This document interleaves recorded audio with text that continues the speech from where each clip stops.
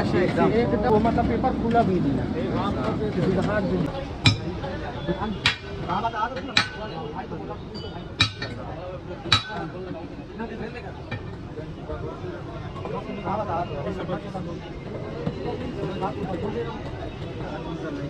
तो भाई अगर 1 महीना रुकोगे ना तो 1 महीने बाद इनका पूरा ले लो।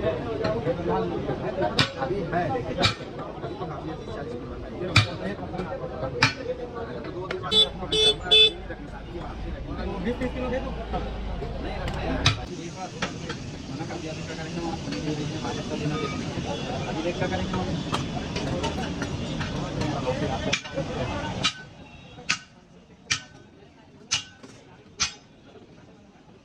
राजू आ जा राजू